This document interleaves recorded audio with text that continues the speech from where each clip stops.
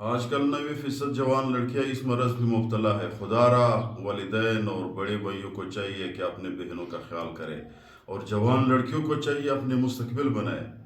اس غلط فہمی میں یہ سوچ میں کبھی نہ آئے، پھر بعد میں نہ آپ کو مولوی کا دم کام دے گا، نہ پیر کی دعا کام دے گا، نہ ڈاکٹر کی دوائی کام دے گا، نہ آپ کی تنہائی ایسی ختم ہو جائے گی۔ خدارا ابھی ٹائم پہ فیصلہ کرو۔ ہمارے شیخ صاحب کہتے تھے کہ ہمیں دن کو 15-20 عورتیں آتی ہے اور اب ہر عورت 20 عورتوں میں سے 15 عورتیں یہ مسائل لے آتے ہیں کہ میرے یہ مسئلہ ہے۔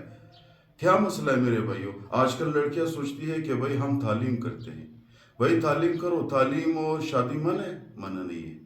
اسلام میں منع ہے؟ نہیں منع۔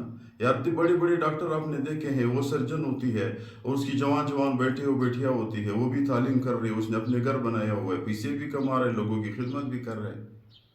جب آپ کی عمر 35 سال ہو گیا، 40 سال ہو گیا، پھر کہتے ہیں یار ہمارے پاس نکاح نہیں آتے، یار ہمیشہ ہماری شادی کسی نے پہ تعویذ کیا ہوا ہے، میری شادی بند ہو گئی ہے۔ یار اس طرح نہیں ہے۔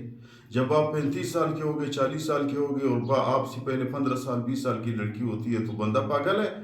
پھر مولوی کہتے ہیں لوگوں کو نصیحت کرو کہ نکاح کرو، لوگوں کو نصیحت کرو کہ ایسے عورتوں کے ساتھ کرو۔ یار پھر لوگ پاگل اس طرح کرتے ہیں۔ خدا را مستقبل تعلیم کرو، تعلیم من نہیں ہے، اپنے مستقبل بناؤ۔ مستقبل کے لیے ایک اچھا سا ساتھی ڈھونڈو تاکہ آپ کی تنہائی ختم ہو جائے، آپ کو بچے ملے، آپ کے گھر بن جائے۔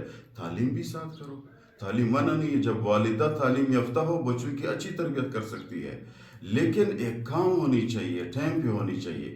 بعد میں 35 اور 40 سال بعد مولوی اور تعویذ اور پیر کے پاس جاؤ کہ بھائی ہمیں دعا کرو، ہمیں تعویذ دو، ہمیں نکاح ہو جائے، یا ڈاکٹر کے پاس جاؤ ہمیں ٹینشن کی دوائی دو، میں بیمار ہو گئی، ٹینشن کی دوائی، میری شادی نہیں ہو رہی۔ اس طرح نہیں ہوتی ہے، کوئی بھی بندہ ایسا نہیں کرتا ہے۔ ٹائم پہ فیصلہ ہونی چاہیے۔